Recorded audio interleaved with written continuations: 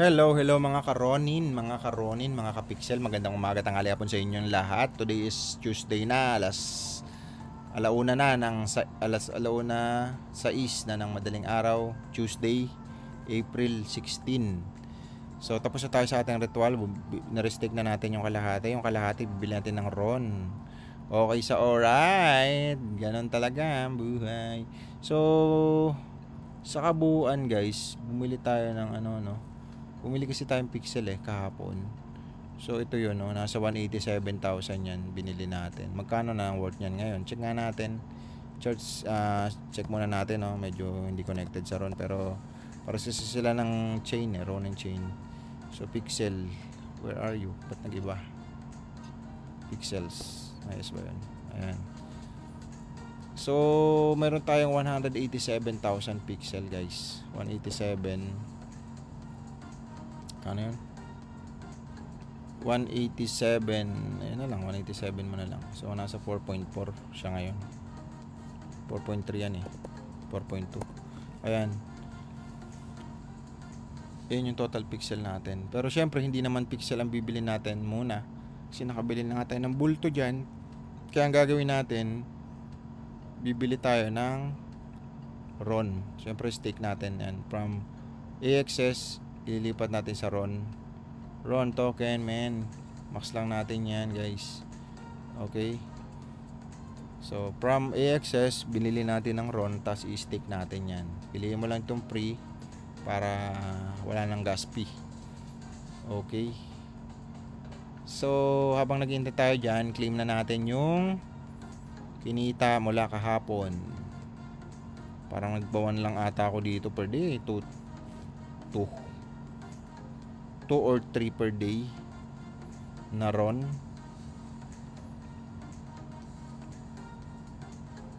Ayan, 2 per day. Claim lang natin.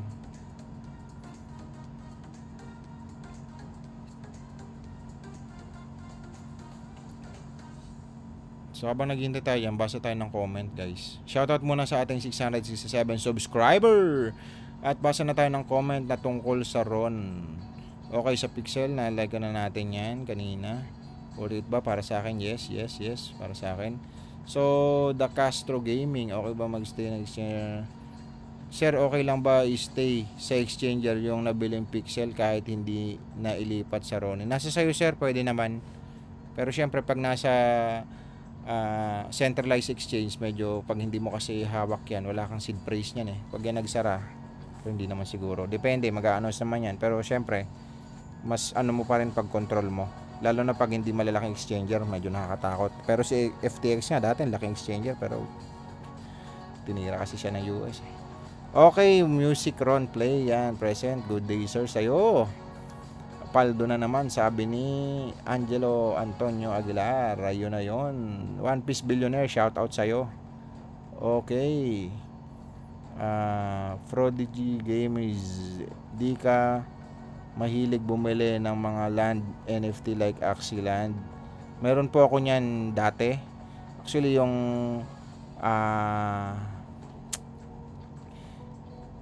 ang land ko sa Pixel ay sa AXS dati ito.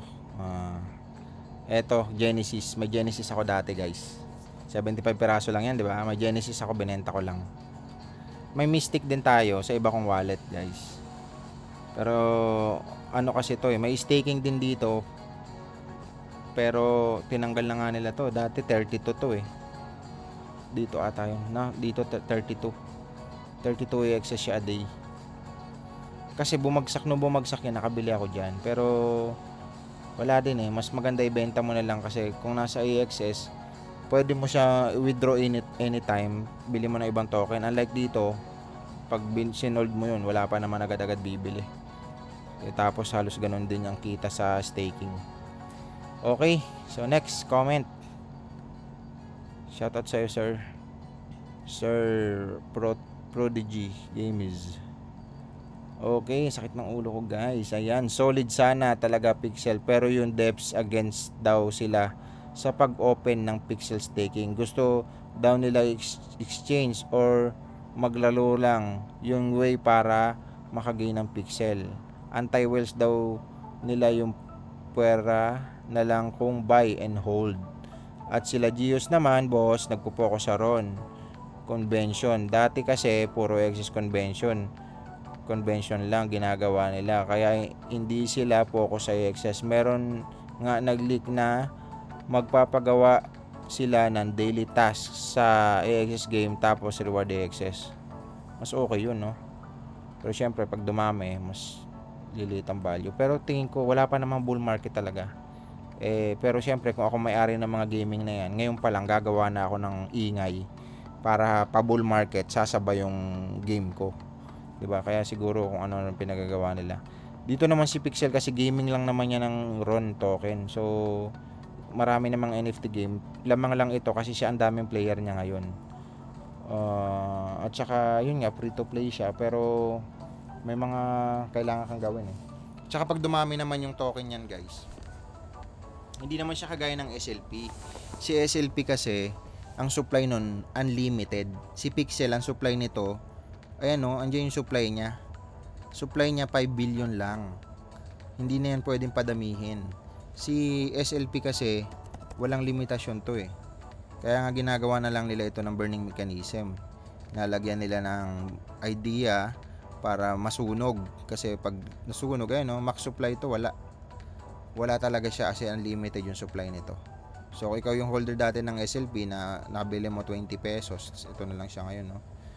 Nakasagsagan niya, nakabili ako dyan 17 pesos, Zen 2021 and mga ang ano ko dito, tatlong axi lang yung, o isang team, nasa 450,000 yung bili ko. Kasi sabi nung mentor ko dyan, na kaibigan kong politiko, ano daw, mas okay daw yung pure breed.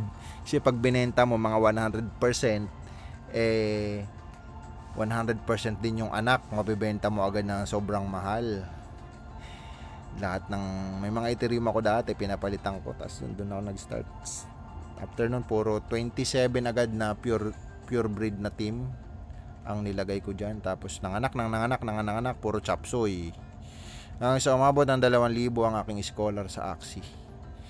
Okay, mga nakaraang hirap balikan, maalala mo lang. By the way, next na tayo.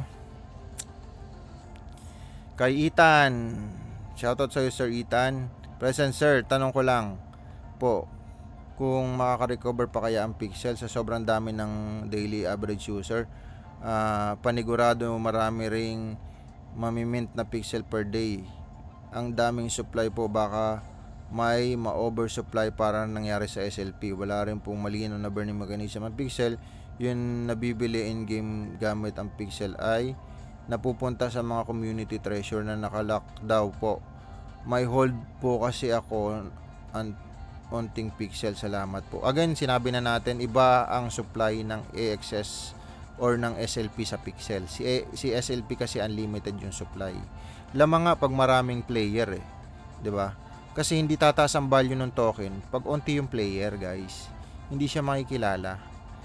'Di ba? Alangan naman nagtayo ka agad ng NFT game tapos yung presyo ng token mo na agad 100,000 isa, 'di ba?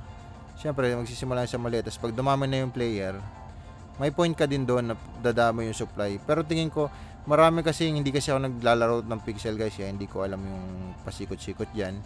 Pero kung tatanungin mo sa daily average user lang, sa mga NFT na kasabayan, kasi ang category nga, 'di ba, ng mga token, real world asset, layer 1, layer 2, gambling token, ano pa ba, yun nga, RWA, AI. Sa mga NFT games, ito lang may pinakamaraming player, 'di ba? Tapos ang ginagamit niya yung RON. So para sa akin bullish, kaya bumili tayo niyan sa worth 4 million mahigit kagabi. Kasi bumaba siya. Pero syempre, again, disclaimer po, risk ko po yun, akin lang po yun, hindi ko sinabing gawin nyo, ha. Syempre, pera nyo yan, dapat meron kayong responsibilidad sa pera nyo. Hindi yung maninisi kayo sa iba, nakita lang kayo ng YouTuber na bumili din kayo, tapos maninisi kayo, hindi nyo na ako ipa-follow. Pero sa totoo lang, decision nyo naman yun, di ba? By the way, Sir Instinct, shoutout sa'yo, sir. Shoutout po sa inyo, Sir Ethan, ha. Okay, sa alright. Nako, yun lang ang video natin guys. Wala na. Sa Ron, mga tanong sa Ron. So tapos na tayo siguro, yan, tapos na. Okay, click na natin to.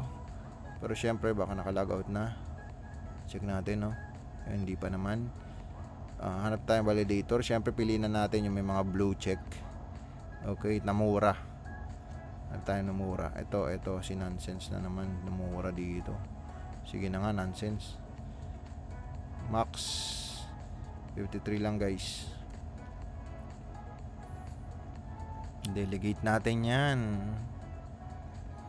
Okay. Sa YGG, no?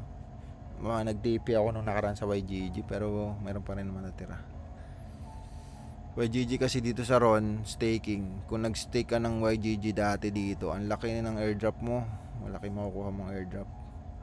So, okay. Ron staking na tayo. Check natin. So meron tayong 6414. Maya restart natin yan. 6 hours. 6 hours lang ba to? 6 hours lang yan. 6414. Refresh lang natin guys, para malaman natin kung magkano ang total na RON na na-stake na natin dito mga insan. Ayan na yan, 6414 kanina. Ito na siya ngayon, 6467.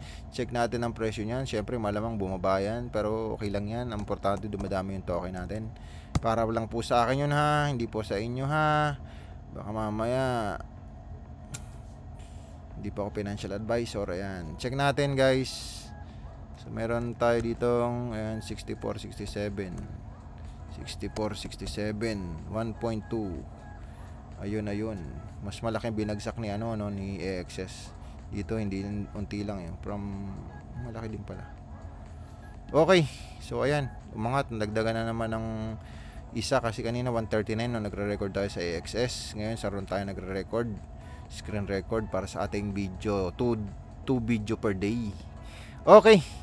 Ayun lang. Yan lang ang video natin. Wala na.